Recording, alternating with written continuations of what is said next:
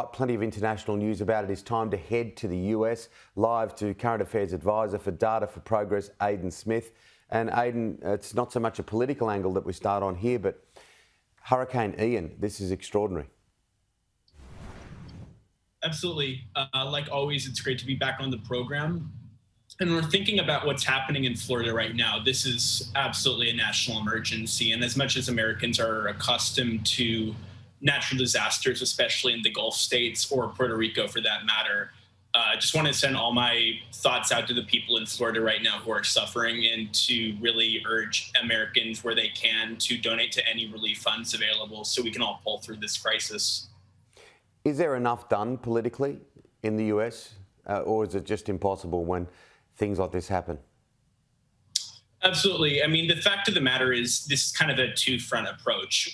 One is regarding the importance of passing stronger climate legislation to hopefully alleviate future extreme weather activity. And the second part of it is having a functional state apparatus, i.e. through FEMA or other emergency services at the federal and state levels, to be able to adequately respond to natural disasters like this. And the third element is also housing, and to respond to the housing shortage throughout much of the country, so that when people do have to move, and it is very likely that people in some coastal regions will unfortunately, for the long term, might end up having to move to cities that won't be as afflicted by rising sea levels, to make sure that those communities will be able to have the housing available for people who move there. So I really think that this is an all-of-government approach that touches upon so many policy matters.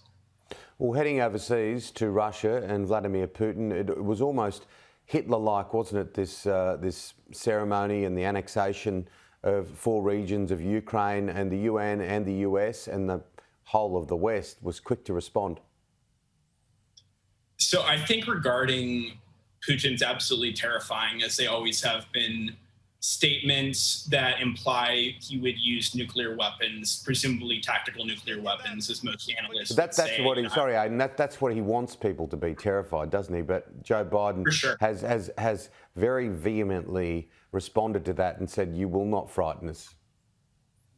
And I think that for people watching, and this absolutely includes people who are very sympathetic to the Ukrainian cause, but still feel that, the possibility of nuclear war means that unfortunately we should relieve pressure on Putin and whatnot. And I just need to stress that this is definitely the wrong approach in my view. That basically means that nations of the world will give in automatically to nuclear blackmail. That means that China can replicate it either in Taiwan, obviously, but even in Southeast Asia regarding their potential future conflict with Vietnam, or for that matter, a potential conflict between India and Pakistan. There's so many other areas where this could basically, if this precedent is established, it would just open the door to other nuclear nations bullying others into submission.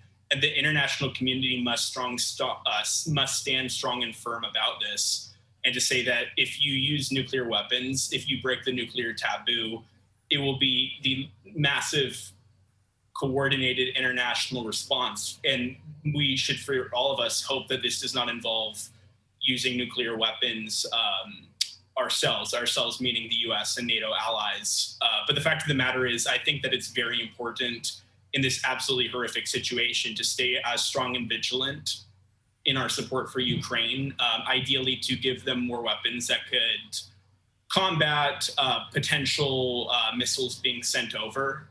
That's something that they've been pushing for a lot in Kiev. And yeah, this is a really terrifying point for the world. And the hope we have is just that sound minds can prevail and that we can support our Ukrainian allies throughout it. Yeah, and it's important that our leaders, whether it be the UN, the US or elsewhere, that don't get terrified, because you can't. That's exactly what he wants everyone to do. But it's interesting, he might be crazy, but he's not off his head. He'd be fully cognizant of the fact that there's a lot of guns pointed at him at the moment, almost all around the world. Yes, and my personal take, and this is something that is really not reflective of anything resembling a foreign policy analyst consensus, but my personal hunch is that the fact that Russia has been hesitant to use chemical weapons, such as their partner Syria under Assad has obviously used since 2013 in the form of sarin attacks and otherwise. The fact that Russia hasn't even employed chemical weapons, of course, a weapon of mass destruction by itself, against civilian populations in Ukraine, who, mind you, Russia has shown to be perfectly vigilant in being more than happy to harm civilian areas and, let's be honest, kill civilians with impunity. And the fact that the Russian regime has still not resorted to chemical weapons that they surely have supplies over, that to me anyway does imply that if they think the backlash against chemical weapon usage would be too much, the use of nuclear weapons is probably unlikely. But, you always have to be hyper vigilant about this stuff. That goes without saying. Yeah, you can't fall into his PR trap, though. Just finally, on the subject of PR traps, what's the latest with Trump? So I think overall, even amidst the wide variety of coverage following the Mar-a-Lago raid in August, I think that as we're really starting to kick into gear with the midterm elections, that has largely dominated domestic coverage of politics.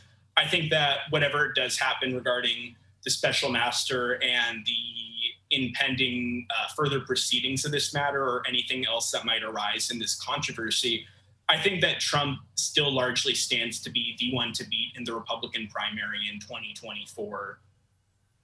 It's going to be interesting to watch, isn't it? What's your gut feel, if I can leave that with you? Your crystal ball, Aidan, if you have to get it out this Saturday morning here, Australian time. Will he be there, do you think, Donald Trump, or is there just too much mud in the way?